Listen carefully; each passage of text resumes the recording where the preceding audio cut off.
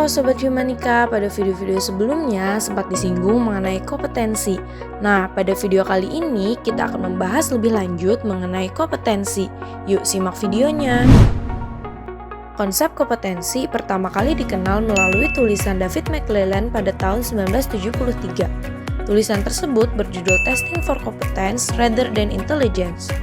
Secara resmi, konsep kompetensi diperkenalkan oleh Spencer & Spencer melalui bukunya yaitu Competency at Work.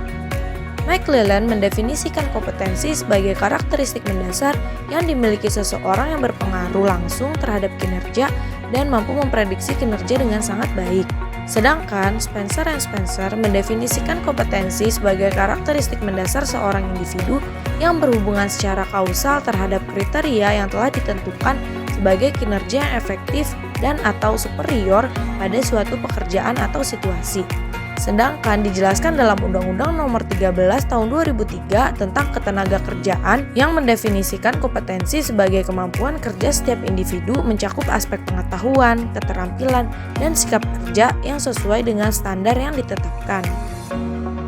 Weigel and Collins membagi pengertian kompetensi menjadi 3 kategori utama, yaitu kategori perilaku, kategori generik, dan kategori kognitif. Kategori perilaku berfokus pada penentuan aspek kinerja yang membedakan pekerja sukses dengan pekerja yang kurang sukses. Kategori generik fokus pada faktor-faktor umum yang mana variasi kontribusi pada kinerja secara keseluruhan. Sedangkan kategori kognitif fokus pada kapasitas mental yang dibutuhkan untuk melakukan pekerjaan dengan baik. Dalam definisi kompetensi terdapat istilah karakteristik dasar yang mengindikasikan cara berperilaku atau berpikir. Artinya, kompetensi memiliki cakupan situasi yang luas dan bertahan dalam waktu yang cukup lama. Berikut ini 5 jenis karakteristik kompetensi. Yang pertama, pengetahuan yang merujuk pada informasi dan hasil pembelajaran. Contohnya, seorang dokter spesialis bedah yang memiliki pengetahuan mengenai anatomi manusia. Yang kedua, keahlian yang merujuk pada kemampuan melakukan suatu kegiatan. Seorang dokter spesialis bedah memiliki keterampilan menggunakan alat-alat kedokteran yang digunakan untuk operasi. Yang ketiga, konsep diri dan nilai yang merujuk pada sikap, nilai, dan citra diri seseorang. Saat menghadapi kasus operasi yang sulit, seorang ahli bedah harus memiliki kepercayaan diri terhadap kemampuannya. Yang keempat, karakteristik pribadi yang merujuk pada karakteristik fisik dan konsistensi tanggapan terhadap situasi atau informasi. Agar dapat melakukan operasi dengan lancar, seorang dokter spesialis bedah perlu memiliki penglihatan yang baik, pengendalian diri, dan ketenangan saat berada di bawah tekanan operasi yang sulit. Yang kelima, motif yang merujuk pada emosi, hasrat, kebutuhan psikologis, atau dorongan-dorongan lain yang memicu tindakan. Seorang dokter spesialis bedah yang memiliki orientasi antarpribadi yang tinggi memiliki rasa tanggung jawab untuk bekerja sama dengan baik dengan tenaga medis lain agar operasi berjalan dengan lancar. Kompetensi dapat digolongkan dalam 3 tingkatan sesuai dengan level organisasi. Cakupan yang paling luas berada di level organisasi, lalu level posisi, dan yang paling spesifik berada di level perorangan.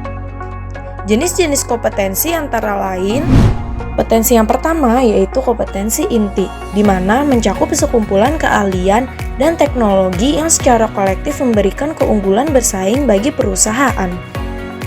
Kompetensi inti merupakan kompetensi umum yang harus dimiliki seluruh karyawan di suatu organisasi. Contohnya, perusahaan yang bergerak di bidang jasa memerlukan karyawan yang memiliki kompetensi mengutamakan pelanggan. Oleh karena itu, customer service orientation menjadi kompetensi inti bagi karyawan di perusahaan jasa. Yang kedua yaitu kompetensi fungsional, di mana kompetensi ini mendeskripsikan kegiatan kerja dan hasilnya. Kompetensi fungsional dapat berupa pengetahuan dan keahlian yang diperlukan untuk melakukan sebuah pekerjaan. Kompetensi ini juga dapat berupa kompetensi teknis. Sebagai contoh, seorang data analis perlu memiliki kemampuan pengoperasian aplikasi Python, SQL, maupun program analisis data lainnya. Yang ketiga yaitu kompetensi perilaku. Kompetensi perilaku merupakan karakteristik dasar yang diperlukan untuk melakukan pekerjaan. Contohnya, seorang sekretaris memiliki tanggung jawab yang berkaitan dengan pengorganisasian pekerjaan maupun dokumen. Oleh sebab itu, seorang sekretaris perlu memiliki sikap keteraturan dalam bekerja. Serta yang keempat, kompetensi peran. Kompetensi peran merujuk pada peran yang harus dijalankan seseorang dalam sebuah tim. Sebagai contoh, pada posisi supervisor, agar dapat menjalankan perannya diperlukan kompetensi developing others. Developing others merupakan kompetensi yang memungkinkan supervisor untuk mengembangkan anak buahnya demi mencapai target kinerja. Adapun pendekatan kompetensi yang berguna sebagai elemen kunci dari uraian jabatan yang berkualitas tinggi, kriteria dan metode pemilihan karyawan, manajemen kinerja, metode instrumen penilaian, pengembangan karyawan, dan dasar sistem kompensasi karyawan. Kompetensi juga dapat membuat organisasi fokus pada pencapaian tujuan. Champion dan kawan-kawan menguraikan pentingnya model kompetensi bagi suatu organisasi sebagai berikut. Yang pertama, salah satu cara organisasi dapat mempertahankan pengelolaan karyawan terkait informasi pekerjaan dan keterampilan karyawan. Yang kedua, salah satu cara membedakan karyawan yang memiliki performa tinggi, rata-rata, dan performa rendah. Yang ketiga, tingkat kemahiran dari karyawan dapat mempengaruhi nilai gaji yang diterima. Yang keempat, biasanya dikaitkan dengan tujuan dan strategi bisnis perusahaan.